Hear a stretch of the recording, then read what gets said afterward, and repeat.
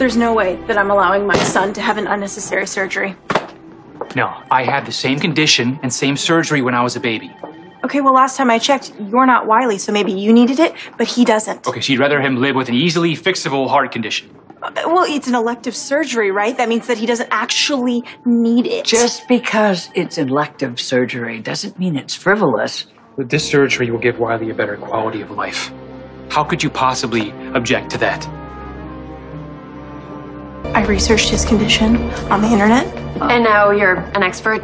After what, 5 minutes? Excuse me. Okay, Monica here is a cardiologist, right? So you can tell us if what I found is right or wrong. So it's considered to be an elective surgery. Yes? We all know that. Okay, so that it's not necessary, right? It means that at this very moment, it's not an emergency. It's a preventative measure to ensure that Wiley does not suffer more heart damage down the line. Damage that could threaten his life. Okay, but are we certain that Wiley will suffer down the line? Is that a fact or just a theory that you've come up with? It's a risk I don't think you want to take.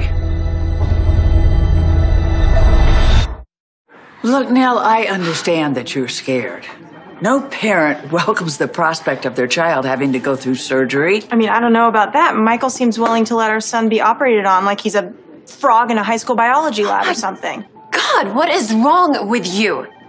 Dr. Quartermaine is telling you that this procedure could give Wiley a better quality of life, most likely for the rest of his life. How could you even think of saying no? Because surgery can be life-threatening in and of itself. So why would I willingly allow my son to be exposed to the dangers of surgery if he doesn't need it? This isn't a game. This isn't some chance for you to make another power grab. Our son is having trouble breathing. What if it keeps happening, huh? What's your plan then? When you tell me about this simple procedure, all I can see is a scalpel being inserted into his skin. Wiley under anesthesia, not being able to breathe, a tube being inserted into his mouth. Look at all the number of complications that could happen. Look, GH has the best pediatric anesthesiologists on staff. But people can and have died under anesthesia, Monica. They are usually the elderly and the most vulnerable. Wiley's a baby.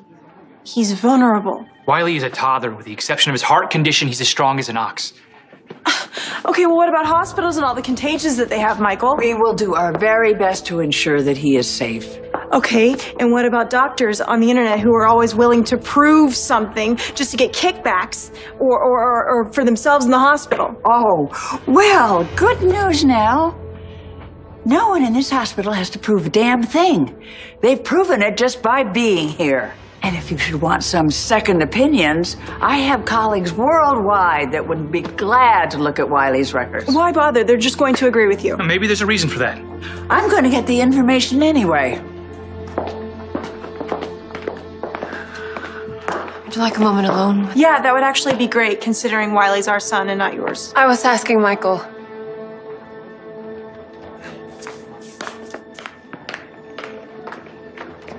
Tell me, what the hell is wrong with you?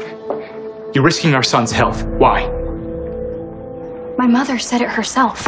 Everything she's doing for me. And she even said how happy she is that I'm with someone who can keep me safe. I remember. The only thing that makes sense is that someone's holding me over her head, using me as leverage to get her to do things she doesn't want to do. Oh, it's Sasha. I'll tell her we're not in the mood for skating anymore. Hey, Sasha. Oh, sorry, Michael and I forgot all about skating. Oh, that's okay. But you sound stressed. Is something wrong? I'm afraid so. Wiley is in the hospital.